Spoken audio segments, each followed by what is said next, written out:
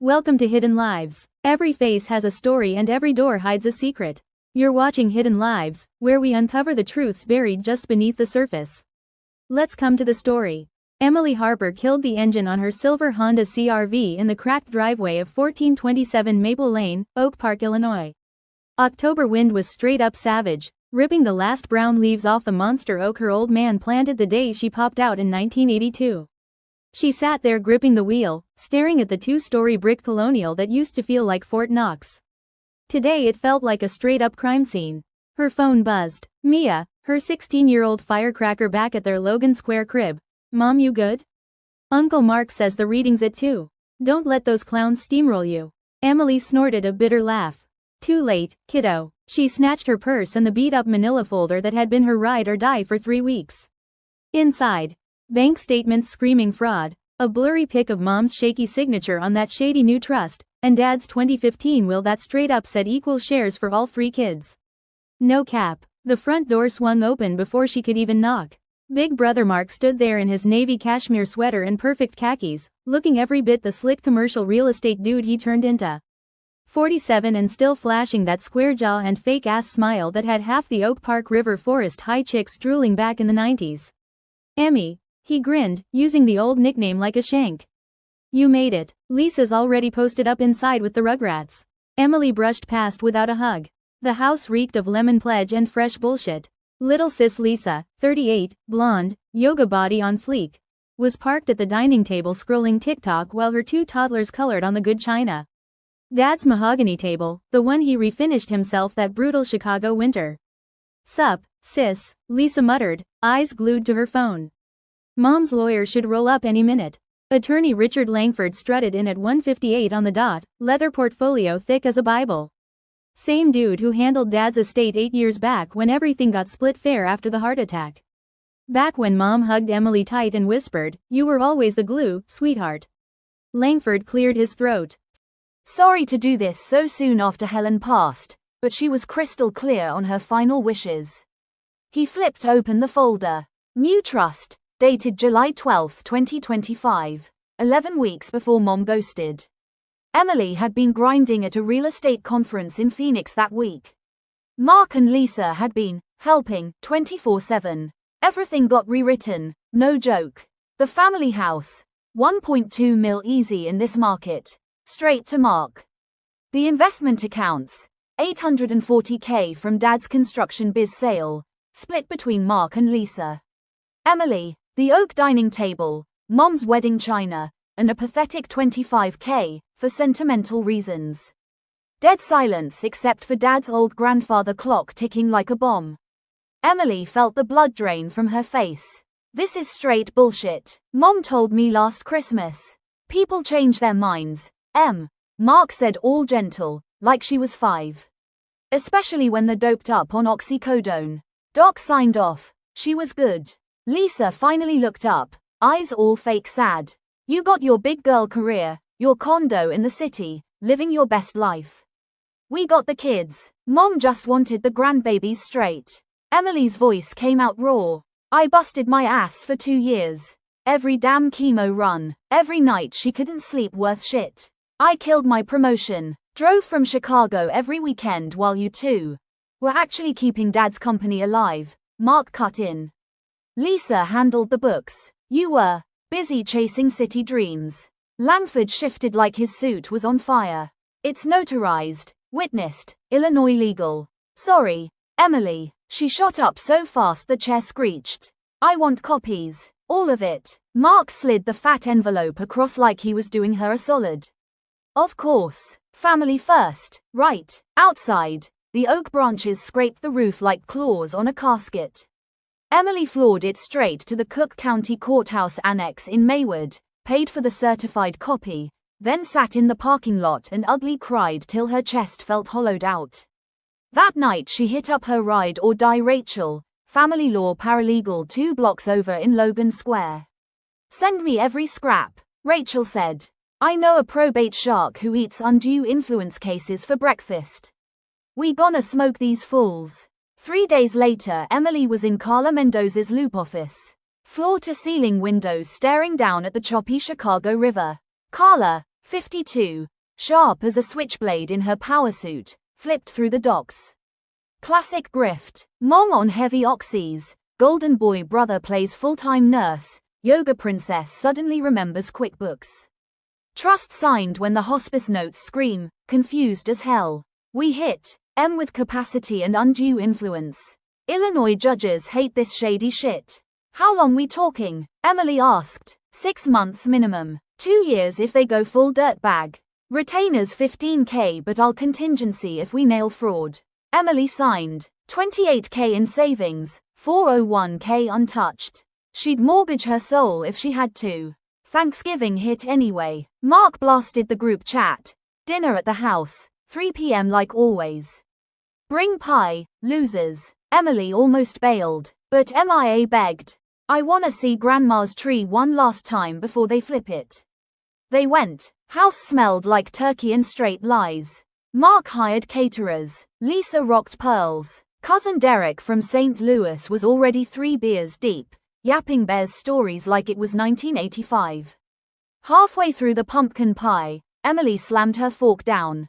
I hired a lawyer. Table went graveyard quiet. Mark barked a laugh. Jesus, Em, you serious? Over a damn house? Over 20 years of me being the reliable one while you two played favorites. Over Mom's signature that looks like a drunk toddler wrote it. Lisa's eyes watered on cue. You're really gonna drag us to court in front of the kids? Those kids, Emily snapped, voice shaking, deserve to know their mom ain't a thief. Mark leaned in, elbows on Dad's table. You want the real tea? Mom told me in June you ain't even hers. Not bio. Dad had a side piece in 81. She raised you anyway, but blood is blood, Emily. She wanted the real family to get the legacy. The room spun. Emily white-knuckled the table. Mia's voice cracked. Uncle Mark, shut the hell up. But it was out. The grenade had blown. Emily stood. I want the original DNA test. The one you're obviously hiding. Lisa whispered, it's in the safe. Mom made us swear. Emily marched to the study, punched in her birthday code, yanked the wall safe open. Manila envelope, private.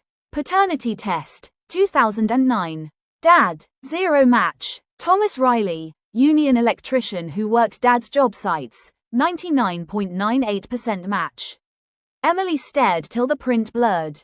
She spun on them. You knew for 16 damn years and never said shit. Used it to justify robbing me while Mom was dying. Mark shrugged. Wasn't robbing, just correcting the record. Emily stormed out. MIA followed. Left the pie, the pearls, the mountain of lies. Lawsuit dropped 2 weeks later. Harper versus Harper et al. Probate Division, Cook County Circuit Court. Discovery was a bloodbath. Mark's bank records showed $187K siphoned from Mom's accounts into a ghost LLC 6 months before she died. Lisa rolling in a brand new Range Rover, cash down. Hospice notes subpoenaed. Patient reports son pressuring her to sign. Daughter present constantly. Patient visibly terrified. Carla was a beast in depots. Then, in the windowless 22nd floor daily center room, Mark cracked under oath. Admitted they told Mom Emily didn't need the money, cause she had the fancy city job. Admitted they held pain meds till she signed. Admitted they'd known about the DNA since Dad's funeral and weaponized it. But then Carla dropped the bomb. Her handwriting expert and paper analyst tore the DNA test apart. Wrong security paper.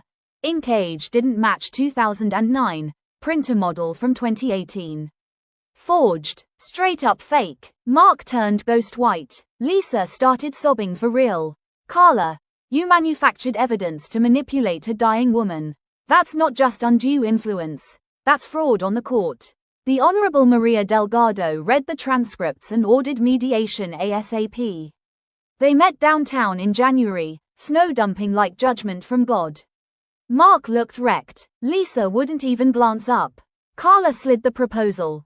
40% of the estate to Emily, life estate in the house till she sold, plus $150K attorney fees on them.